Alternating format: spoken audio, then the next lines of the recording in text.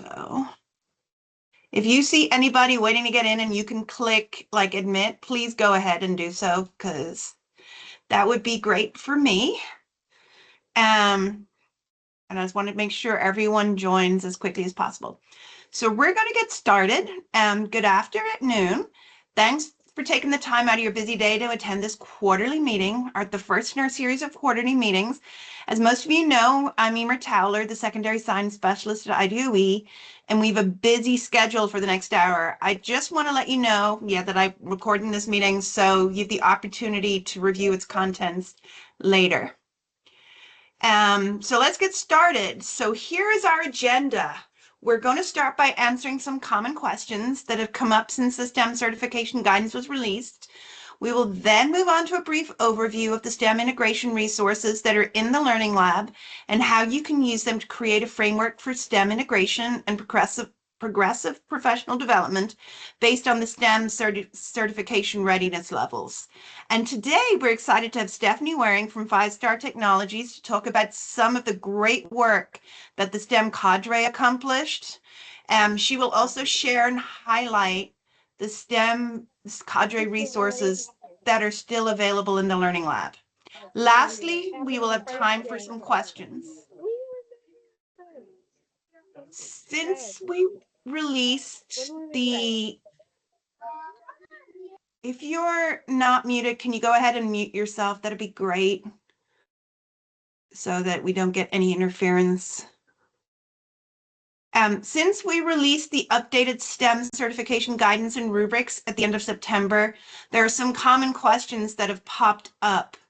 One of the first things that keeps coming up is, how do you expect us to have all this done by the beginning of January and then stop? Firstly, I just want to say we don't expect you to have this all done by January. We will evaluate what is in your folders at that point, but you can keep adding, particularly if you want to meet all the requirements of innovating by the end of February. We will never take away access to your folders, and you can continue adding, and we will evaluate again in early 2027 to check progress. And also of note, I think I mentioned this before, you will also have to submit an annual report in September of 2026. The next question is related to teacher qualifications and the STEM endorsement. Fully qualified teachers for the purposes of STEM certified schools means that teachers have an Indiana license that is at one of the 3 levels: initial, proficient, and accomplished practitioners. A STEM endorsement at the elementary level is an additional endorsement on your license, just like special education. IDOE has partnered with Keep Indiana Learning and iSTEM to help teachers gain initial licensure and add this elementary STEM endorsement or additional STEM content areas to their license. Information can be found on the iSTEM website, and I'm actually going to post the link right now. So the link is here. All right, guys. You guys can go ahead and go now. Nope. So there's the iSTEM website, and I'm actually just going to go ahead and pop that in the chat. I can go ahead and find the chat so that you guys have access to that. I'm now going to go back to the presentation. So what does an increase, one of the other questions that comes up is, what does an increase in STEM in qualified teachers or teachers with the STEM endorsement look like?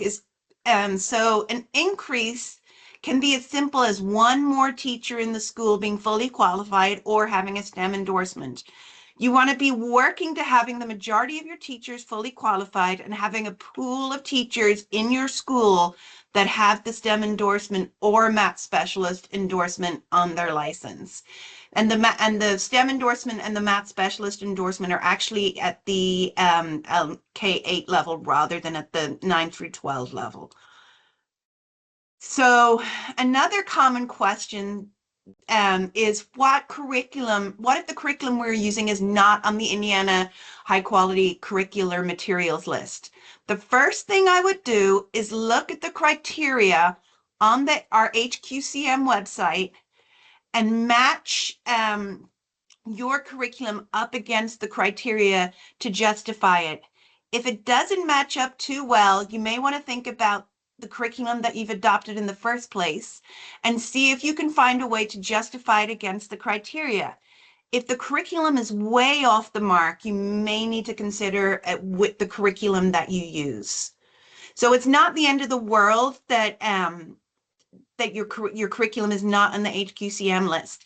In order to be on the HQCM list, a vendor must have submitted that curriculum. If the vendor didn't submit the curriculum, then it's never going to be on our HQCM list. As you progress through the readiness levels, each teacher must have 10 hours of professional development per year. And it must be STEM related. The PD can be in-house, it can be from a vendor, and it must relate to the STEM certification process or STEM integration of some sort. The PD must be progressive. In other words, it must build on what the teacher has already had and can't be repeated every year. And another question that I get asked is, can the AIPD count towards the 10 hours of PD? That is certainly the case. The AIPD is just one of the types of PD that you can do. There are two different worksheets associated with the STEM certification process: the teacher qualification and the PD worksheet, and the teacher qualification and PD worksheet, and the community partner worksheet. The teacher qualification worksheet needs to be updated every school year or when you move from one readiness level to the other. You can fill it out once and then drop it in the subfolders for a given readiness level, because it will show your teacher roster, their qualifications, and all the PD they have done in that year or readiness level. But it can be placed in multiple folders. For the community partnerships worksheet, you can keep the one worksheet through all the readiness levels, as it shows how you're building partnerships as you go. Once you make copies of the worksheets, you can add columns to add new PD or a new partner if necessary.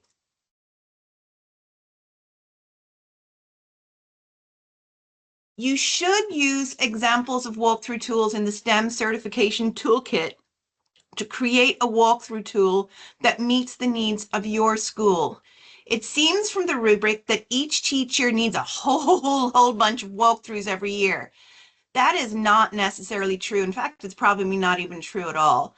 You can see science, STEM integration, and the STEM standards from one teacher in a single walkthrough, and that would count for each of those components.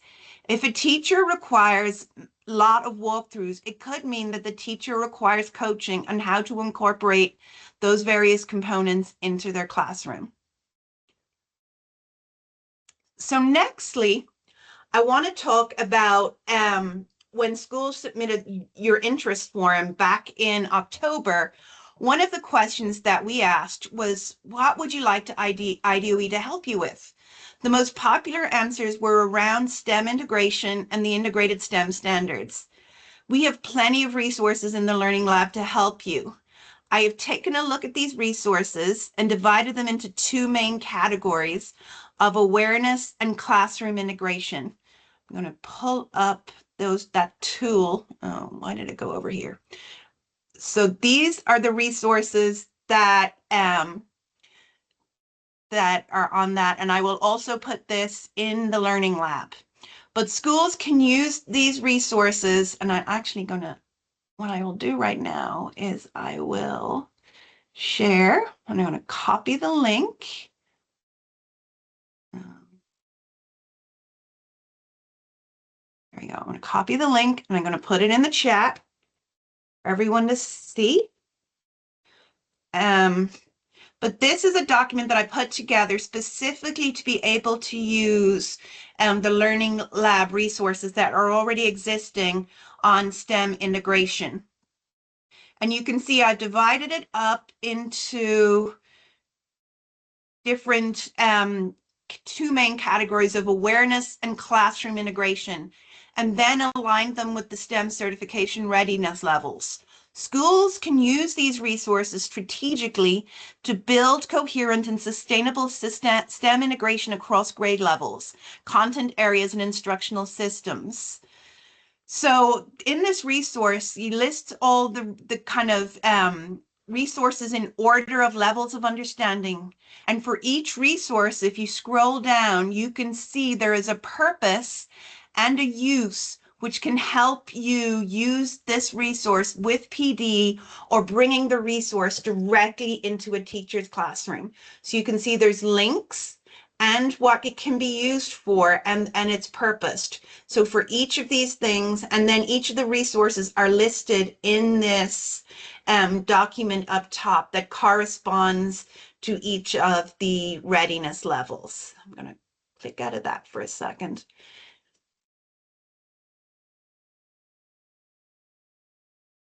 So that is kind of the common questions that keep coming up, and I'll be happy to answer any more questions that you have at the end.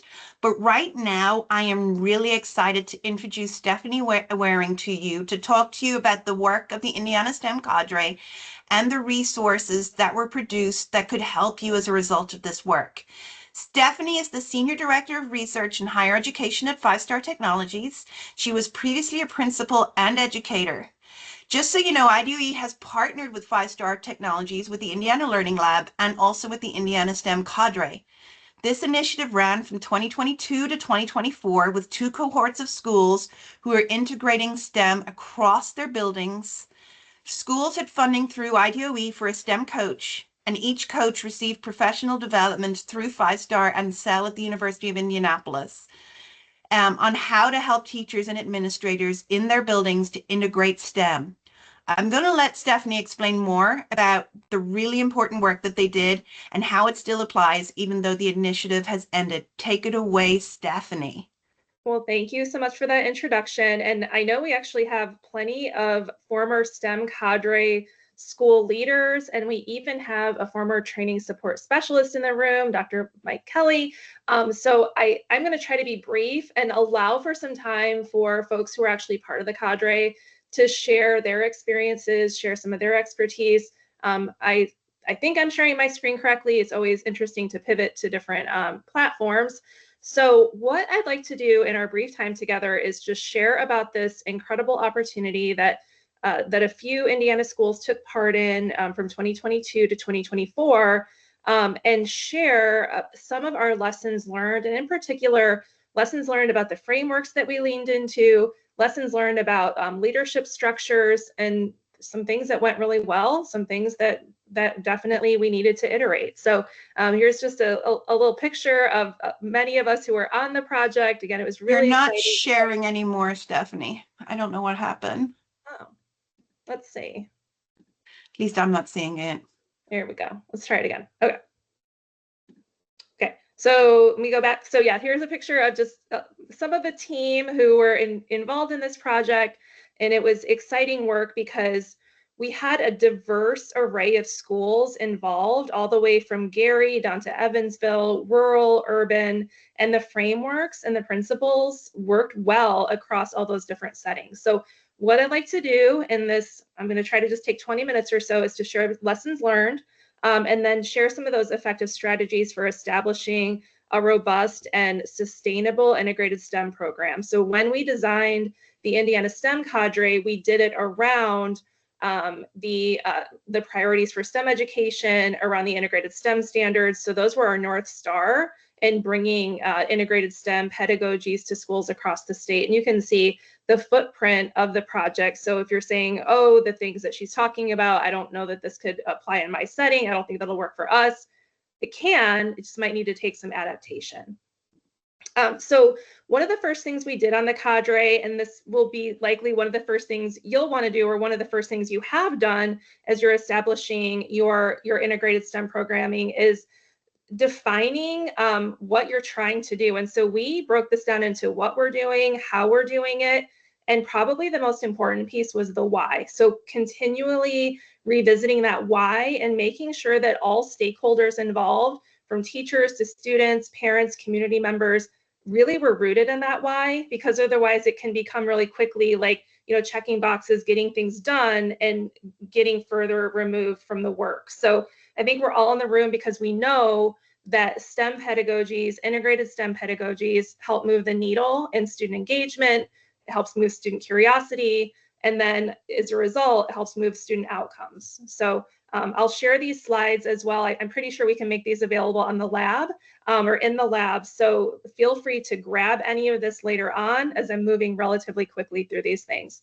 So like I said, we did root the work in Indiana's integrated STEM standards. So not just focusing on those core subject areas in STEM, but also bringing those pedagogies into ELA classrooms, into arts classrooms, into social studies classrooms, because we all know those frameworks and those approaches can work across disciplines. And there's just a few words that I'm going to emphasize here. So throughout the project, just like through the STEM certification process, focusing in on building inquiry-based learning, problem-based learning, making sure that learning is rooted in real-world problems and scenarios, and then obviously bringing in those engineering design thinking practices and critical thinking and collaboration sort of woven throughout. All right, so I'm going to feature or talk quite a bit about this book. It is fantastic, so I apologize if you're not able to see it very well with my blurring going on here, but this is a book called Leadership in Integrative STEM Education, and it's a great resource as you are getting your coalitions together or continuing your work with your coalitions, because what it does is it pulls in all of the different threads that you need to contribute to a comprehensive and holistic integrative STEM program. So I'm going to start with this quote here. Leaders must recognize that a positive integrative STEM culture is driven by expectations, beliefs, and the vision of students, school stakeholders, and leaders. Those are all interwoven. So I'm going to share, we call this like the octopus or like the spaceship on the Quadrix. We could never really decide what to call it. It says all these different sort of legs and threads. Dr. Ayub, thank you so much for that. So there are these pieces that I'm just going to walk through very quickly, but the book does a fantastic job, as well as some presentations you can find in the lab that I'm going to share here in a minute around all these different drivers. So attending to your mission and culture. So that could be where those vision statements and the whys and the whats and the hows come in. Making sure that there is thought for all students to be included in the programming. One of my favorite examples is thinking about my now 15-year-old stepson who has an IEP. He's often pulled out for his one-on-one time with his teacher of record when his classmates are allowed or are able to engage in STEM activities. That's not equitable, and that isn't inclusive for him. So just making sure that you're attending to all students. Making sure that you are creating time through infrastructure and programming for things like common planning time. We already talked about curriculum today, so making sure that you're making wise choices about curriculum as well as instruction, extending learning opportunities outside of the school day, focusing on professional learning, both in-house and then if you can, through outside vendors as well. Attending also to assessments and making sure that you're assessing higher level thinking skills, maybe not just things like recall, and making sure that you have a really good, robust assessment plan when it comes to STEM, and then ongoing evaluation of your program. So the idea and the philosophy here is that through all of these interwoven threads, you're doing this through collaborative leadership and helping create a culture of collaborative leadership. And that's going to lead to coherent integrative STEM programming, which in turn is going to lead to all of our North Star, which is making sure that we have students who are career and college ready and that they are STEM literate citizens. Okay, so just a couple of things that we found out during the course of this work. The beginning of this school year, as you all know, or maybe the beginning of starting an initiative like this, it's hard because there's some unlearning and relearning that needs to be done. So success doesn't look like a quiet classroom. It doesn't look like students maybe head down reading and working on a multiple choice test. When it comes to classroom management, it looks maybe like a noisy classroom where students are collaborating. Failure is essential to learning. It's it's the most important part of the learning process. Focusing on student strengths instead of just focusing on things that we still need to work on.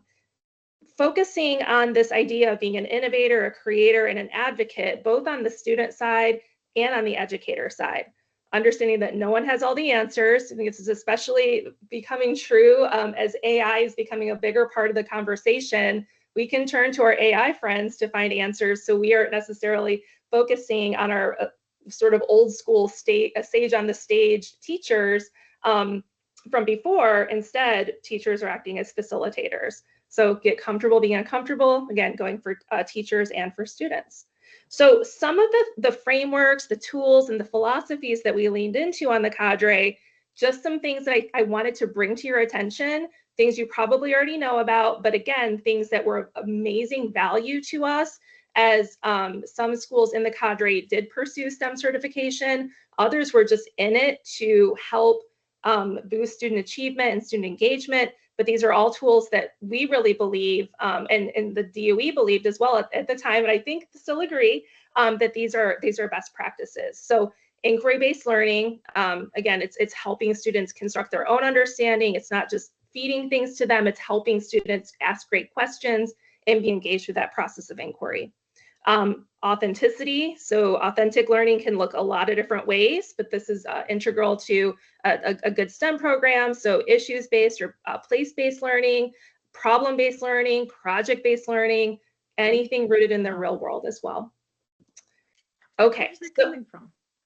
these are, this is just one of the tools you'll see linked in the lab in that collection of STEM cadre resources. So this is from another foundational text that we used on the cadre. This is a great sort of list of what an integrated STEM learning experience looks like and what it doesn't look like. So you're going to see things like teachers scaffolding learning, providing student supports as needed, instead of teachers using a one-size-fits-all approach. So this is really showing us that STEM isn't necessarily, it's not a noun. It's not something that we're just doing one time a week during a 1-hour block. It's a way of teaching. It's a way of learning. We also emphasize STEM literacy, so it's making sure that students, we keep changing what this is called, soft skills, employability skills, 21st century skills, making sure that they're able to persist, engage, collaborate, question, and that they're able to pull their knowledge from across disciplines, not just stay siloed in that one class that they're currently sitting in. So we also focused on STEM dispositions and careers, and this is even more important than it was when we were doing this work with the updated graduation requirements, because students are going to be engaged in pathways. So helping students see themselves in STEM careers, see themselves as STEM learners, really changing those identities. So, I know I always heard as a principal, and I even thought myself, I'm not good at math, I can't do this, sort of flipping that on its side and enabling all students to feel like that they can engage in this learning. Okay, so another text or body of work that we worked with, and this will be very familiar to anyone who is a member of the IDOE, the literacy cadre. We used Diane Sweeney's student-centered coaching model. And the reason we decided on this model over more, I don't know, I guess teacher-centric models was because we wanted to keep the focus on students, on what students were doing in classrooms, on how students were achieving or not achieving. So it really moved the needle away from, I gotcha kind of conversations with teachers and more to like, oh, let's work together on this for the good of students. So I won't talk too much about the model right now, but it's something I do love to talk about. If you want to reach out to me afterward, I'm going to share my email address. So what I want to do now is pivot into the lab. So I'm going to screen share for just a second, and I want to spotlight a couple of resources. So this one resource, and Mike, I'm looking, Doctor, I am looking right at you at this when we're looking at this resource, because we developed this along with IDOE as a walkthrough tool or a look for's tool. And it's just, these are things that you can notice when you're walking into classrooms, really any classroom. So this is a fantastic look for's tool, not punitive, and it is actually in the toolkit. So we're really proud that it made it into the toolkit. So in addition to the toolkit, there is this comprehensive set of resources that you can find in the lab. Basically, we took a whole year of professional learning that was offered twice per month to Indiana STEM cadre schools that was developed in collaboration with amazing national experts. So don't sleep on this, everybody. There's some really good stuff in here that would cost a great deal of money to go and get on your own. So I'm going to go ahead and show you how to find it. I'm already in the lab. Basically, all I did was use my magnifying glass. I just looked for Indiana STEM cadre. It'll be like the second thing that comes up. And so I'm in this collection now. And sorry, it's might be a little small, so I'll zoom in so you can see some context about what these resources are. But then what's fantastic is you can actually see the resources divided into categories. So if you're looking to build up your program around things like classroom structures, authenticity, weaving in inquiry, weaving in teacher questioning. So you can see I'm not going to read all of them, but you can see all of these different subtopics that were approved by IDOE. All of these materials have been vetted by IDOE. So these are things that you could directly use when you are working through processes, working through developing your STEM program. We have a section here on the intersection of computer science and STEM, employability, the arts, language arts, engineering. I mean, it goes all the way to assessments. And then there's lots of other materials here. So you can actually find that Look Fors tool that I was talking about linked in this collection as well. So you can make a copy and use that as you're working with teachers. Okay, so I'm going to go back to my deck here just for a second. I really do want you to use my email address. I would love for you to reach out to me. We learned so many fantastic lessons from this project. It was one of the highlights of my entire career to be able to engage in this. So always happy to share, and former STEM cadre schools reach out. Always love to keep the conversation going. Yeah, and actually, I don't want to speak out of turn here, but I think that what you could do with this collection in the lab, there's a couple different things. So I don't know that you'd want to just go like send teachers out into the STEM cadre collection in the lab. It's more like you might, as school leaders, want to look at the collection, say, oh, I want to build some PD based off this. But certainly, if you have some teacher leaders or even parts of members of your coalitions, you want to like send directly into the collection. Absolutely, they can grab PD, PGP points through the lab just like they would with any other resource. Any other questions, or since I think we have a little bit of extra time, anyone from the STEM cadre, and Dr. Kelly, I might put you on the spot here, anything that you would add about lessons learned or even leaning into these resources, or anything in particular you want to shine a light on? Sure. I jotted down a couple of things while you were talking. First of all, I facilitated 8 different coaches in Southern Indiana at various schools. And one of their biggest concerns when we met before the school year even began is, how do I get past the unease that traditional teachers are going to have when I start coming into their classroom and saying, we want to do this. When we developed that walkthrough tool, they really were uneasy about how teachers were going to respond to that. And yet I still remember one of the coaches telling me they showed the walkthrough tool to the teacher before they came in and did the walkthrough. And the teacher said, well, that's not STEM, that's just good teaching.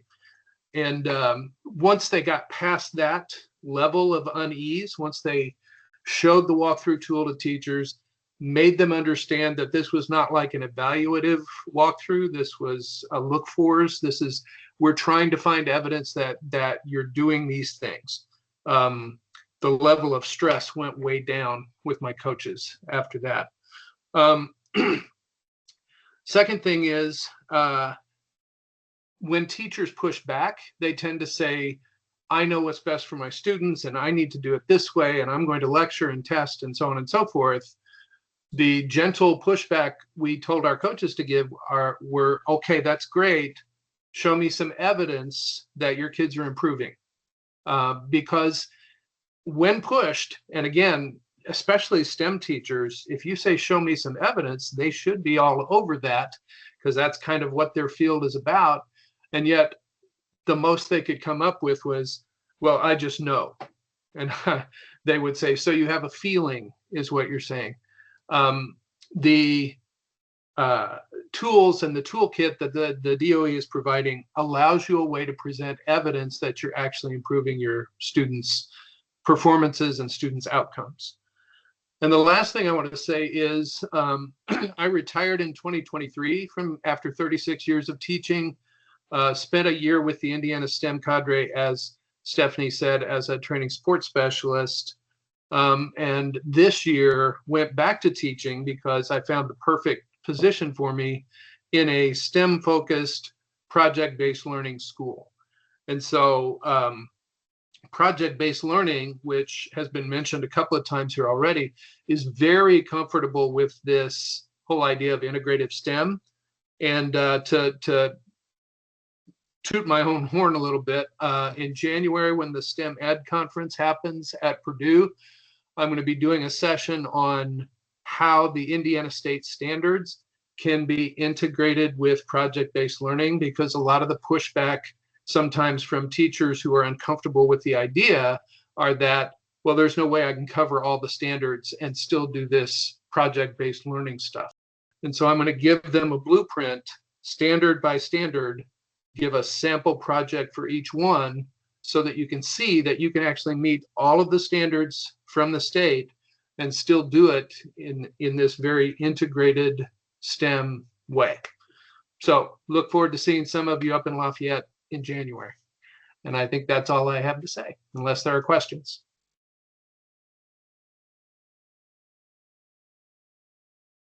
Thank you. Thank you, Mike. Anyone else from the cadre want to share thoughts or reactions to what I shared?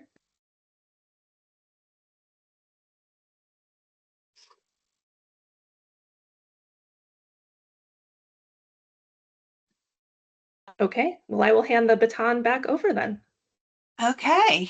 Thank you, Stephanie. And that was truly enlightening. And I appreciate your input, Mike.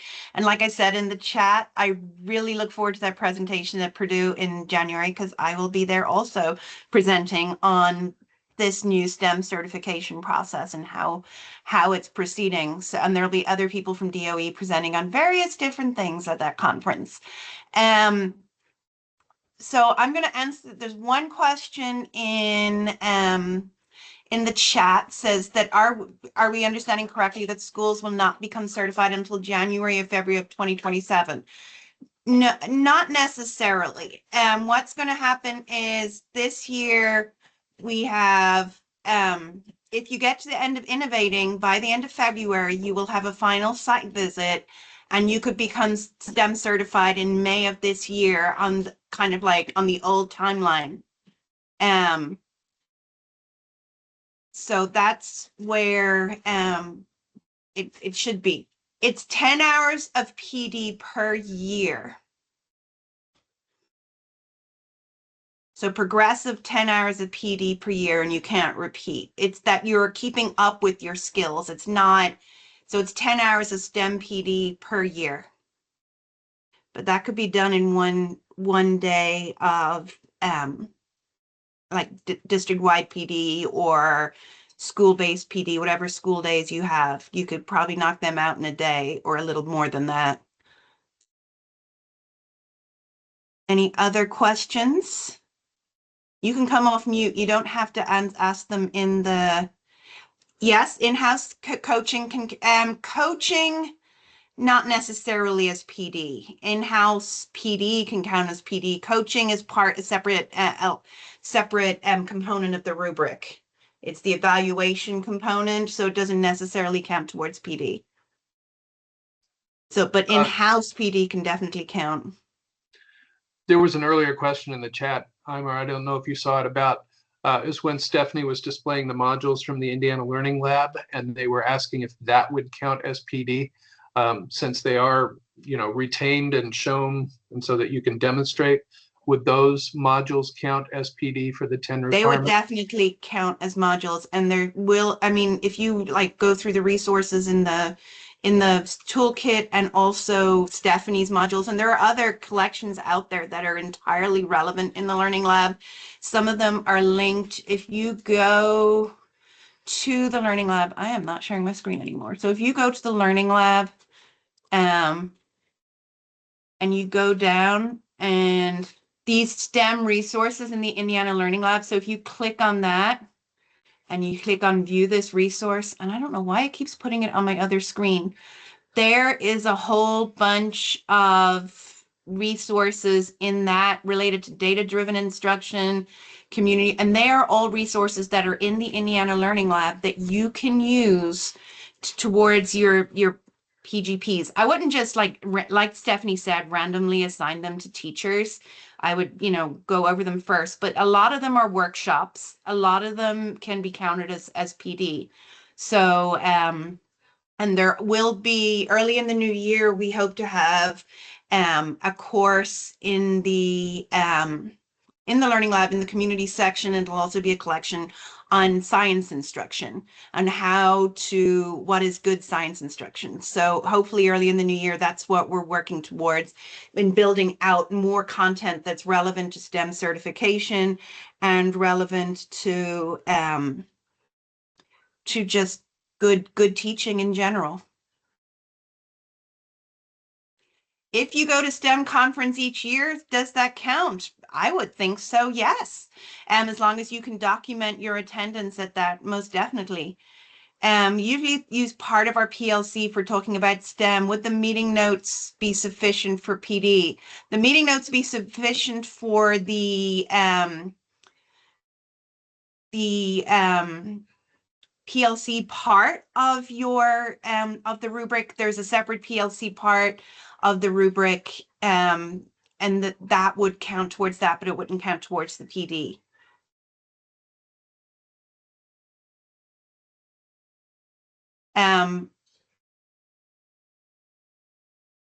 If you can't remove anything, just let me know what you want removed and I'll try and remove it. There are some other schools that are having issues with access. What I am going to suggest right now is that you get into your folders and you start adding and you start playing around with them, so that you don't, because in reality, you are going to have most of your stuff in your folders before Christmas break, because we start evaluating January 2nd. So most of your stuff will have to be in the folder. So I would suggest that you start getting into your folders, playing around with them, adding stuff. If you cannot remove stuff from the folders, let us know. And I will talk to our Google team here at IDOE and see if we can mess around with the settings. I know that there are some schools that are having issues, and I am trying to help right now. But I would strongly suggest that you start adding files and doing all that good stuff at this point, so that in effect, most of this, it's not that you can't add stuff in there after January. You most certainly can. But I would strongly advise that most of your stuff goes in your folders before Christmas break, just in case. Is it correct in assuming that the STEM certified title is reserved only for schools who complete the innovative rubric? Yes, you have to completely finish the innovative level of the rubric to be awarded STEM certification with the new process. And then once you are certified, we will add actually another folder on so that you can keep up and keep adding documents. It's an ongoing thing, even after you've obtained certifications, to keep adding documents to your folders and also completing the annual report. So once you're certified, there will be no recertification anymore, but just that it's a continuing, ongoing thing that you are going to have to maintain.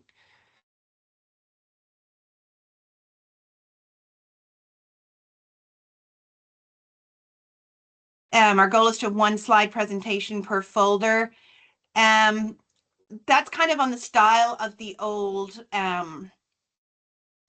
rubric. As long as everything for that is in the folder, in each subfolder and within each with each component, within each readiness level, within each component, that it's there. So yes, that would be acceptable as long as it has everything there. So yes, that is acceptable. That's kind of a way a lot of schools have previously done it. So yeah, I don't see any reason why that would help. Any other suggestions? I mean, you can just add documents to those folders and go from there. I mean, this is not about, I've said this before, it's not about kind of set way things have to be. It can be what suits best for your school. If the one slide presentation works, then it works for you. And if it works to ensure that we have everything there, then by all means, go ahead and do that. If there's something else that works for your school, but it shows all your evidence, go ahead and do that too. We want to be able to give you the flexibility to do what you want to do.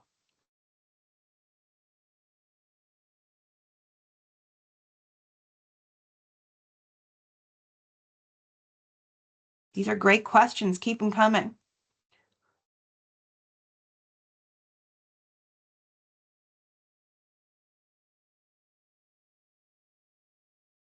We do not need to renew until 27, but we can start adding to the family thing, adding things so the January deadline does not apply to us. I mean, you're still going to be evaluated on where you are in January because you've entered the process. I would add stuff so that you know if you want to kind of figure out where you are, because if come January of 27 that you are not as far along as you want to be and we haven't evaluated at that point,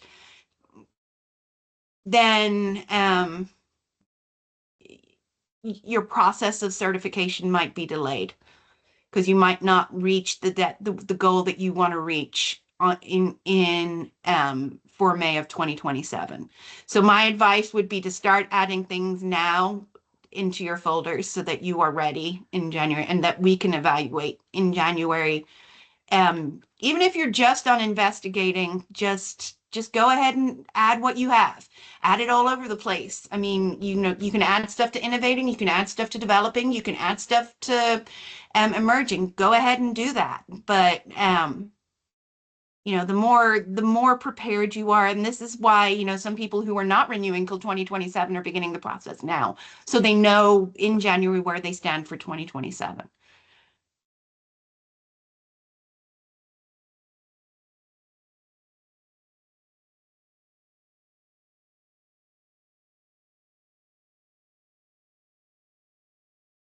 I'm going to go back. Any other questions?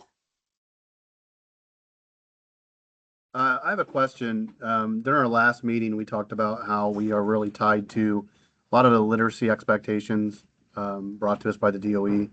One of the ways that we've helped support continue our STEM focus is developing an instructional model that is based off of the engineering design process. Because we're tied to our adoption, which was approved by, which is state approved, we have CKLA produced by Amplify. Those standards don't align with the grade level standards, but we are incorporating the engineering design process into our reading, our math, and our science and social studies, but having to do it during that core reading and writing time. My real question is, how well will that be received as a STEM approach? Because we're not able to tack on, I mean, we have some Project Lead the Way modules, but it's not definitely our go-to. I wouldn't hang our hat on Project Lead the Way to be a STEM school. I definitely would lean into our instructional approach and being able to provide instruction that requires students to work through that engineering design process for all content areas. How well do you think that will be received if we submit our evidence of that approach in this building? Well, the evidence of that approach is one of the STEM instructional approaches that, is perfectly good in that instructional approach. But you've also got to understand that, that's definitely one of those ones that will be allowed and well received in terms of a STEM instructional approach. but you've also got to guarantee that you're teaching all of the science standards, all of the math standards, all of the computer science standards in order to be considered for STEM certification. So the instructional approach is the way that you're doing it, then those standards still have to be incorporated into instruction, or the vast majority of those standards. Yeah, I think that's where we're going to struggle.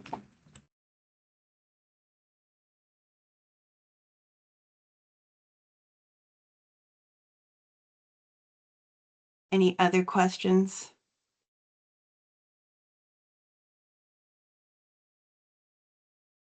I have a question, along with that he was just talking about. If we do computer science in a related arts specials type situation where we hit all of these STEM standards and the computer science standards, and the teachers, classroom teachers are also hitting them, but not as in depth as the computer science special, I guess, will that cover it, or do we need more integrated? I mean, we do have integrated in the classroom, but we also have an additional. Does that make sense? That makes sense. Yeah. And that's a common model. It's up to you how best meets the needs of your school to ensure. The reason we're asking for all the science and computer science standards to be taught is because there is evidence that they're not taught, as a general rule. They're not taught completely, if at all, in a lot of Indiana elementary schools.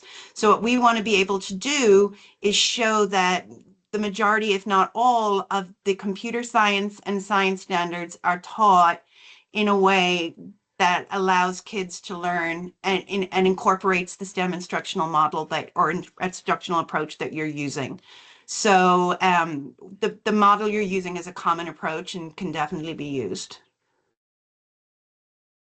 But again, it's making sure that all of the standards are there for achievement and that you will see improvement on iLearn science and math standards. Thank you.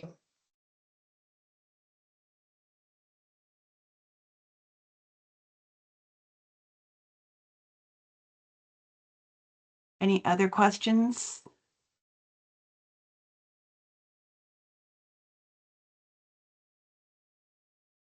Okay, so thank you all for attending today. I am going to end this recording. I can figure out how to do it. Stop recording. Okay.